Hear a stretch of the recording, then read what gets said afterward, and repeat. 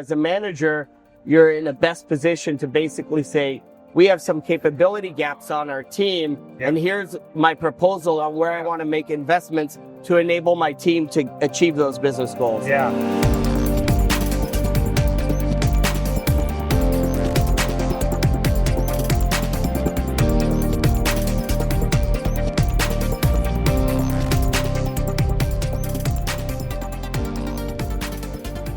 Hello and welcome to the Leadership Launchpad and our continuing series of talking to learning leaders at the DevLearn conference in Las Vegas about what is one thing they wish more managers knew about training and talent development. Today's discussion is a great one with Ryan Austin, who is the founder and CEO of Cognota. This is a software company that really helps with learning operations within organizations. So he gets to interface with a lot of different learning teams in a lot of different companies. And so I was really excited to chat with him. He brings up this really great point that I think all managers need to understand, because oftentimes a lot of learning initiatives can be top down. They come from up above. And it's important for managers to realize that because all of these initiatives ultimately should be about driving performance, they're coming with certain assumptions. You as the manager are often a lot closer to those problems. And so if you are seeing things that don't match with that kind of top-down philosophy, you should be speaking up, because you have a front row seat to the actual performance challenges that the people on your team are facing. And it's really important that you realize that.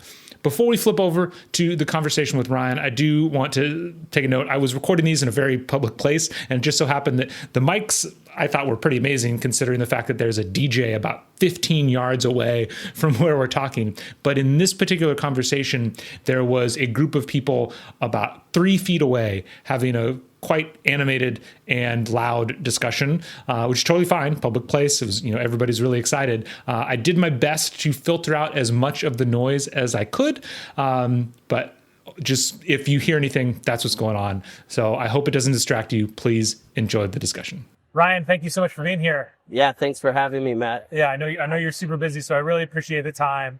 I wanted to talk to you because you have a unique position where you're interfacing and working with all of the operations side of a lot of talent and learning development teams in all kinds of different organizations. And you see a lot of the challenges that they're facing when trying to interface with the business.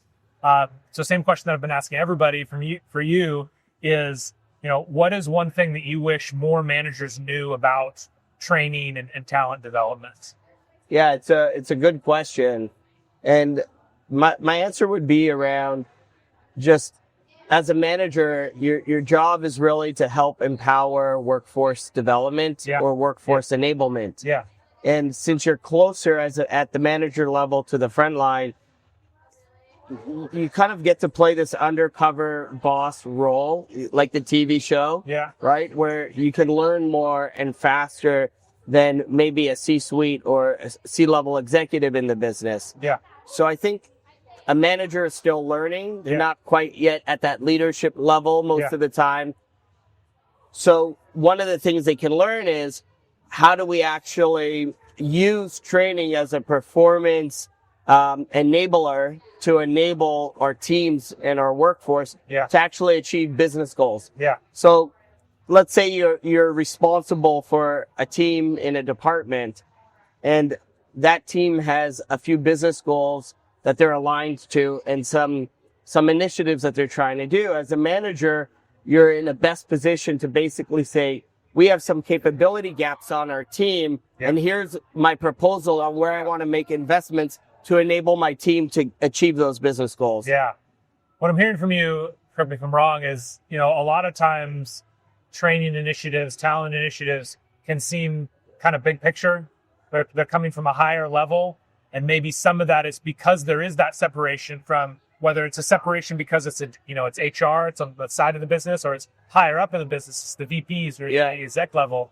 Whereas individual managers, especially frontline managers, are kind of uniquely positioned to give really good insight in steering those training initiatives. For sure. They get to act as mentors and coaches as well. Yeah. Interesting. I think this has been coming up a lot, this idea of how do you treat this as a conversation?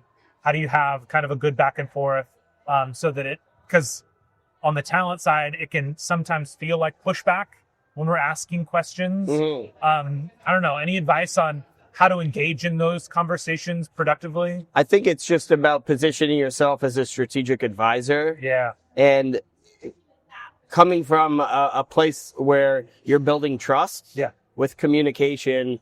And, Yeah. and so if you approach it in a way where, it seems like you're going at somebody, then you're going to receive that on the backside. Yes. But if you look at it more from a leadership level, leading as a leader, even if you're in a manager position, and really taking the time to understand the problems that you want to set and framing it right. Like, hey, I would love to ask you some questions as an example, because we're about to spend some time, some money, and you're going to invest time into doing this thing. And just want to make sure that we're focused on all the right things first and then starting that intervention. Yeah. I think it's funny. I just recently had a conversation with a leader named Lucy Nurden, and she was talking about how when she brings people on her teams, they don't have to earn her trust. They have her trust. Like, that's why she hired. That's an interesting one. She's interested. But I think what you're saying is kind of similar to that. Is I think it's really important when these interactions first start is going into it truly believing everyone has the best intentions. Everyone's there for a reason. Everyone's trying to do things rather than like assuming anything, so that you can kind of get things off on the right foot. Well, by default, if you're working for the same company, there's one North Star metric, which is the business goals. Yes. And so everybody should be aligning to that. Hopefully you took the job not just for a job, but to be part of a mission. Yeah. And that often helps as well. I love that. Okay, Ryan. Well, thank you so much. I know you're super busy. No, so thank you so too. much. This was great. Thank you. Awesome. Thank you so much for listening in on the conversation. I hope you got as much out of it as I did. If you are a manager yourself and you're looking for more insight onto how to better lead your team, please make sure to check out some of our other amazing episodes. If you are responsible for developing leaders in your organization and you're struggling to make programs that actually change behavior and actually impact the business, please reach out so we can figure out how to make your organization better every day. Drop me a line using matt@bettereverydaystudios.com. I look forward to the conversation.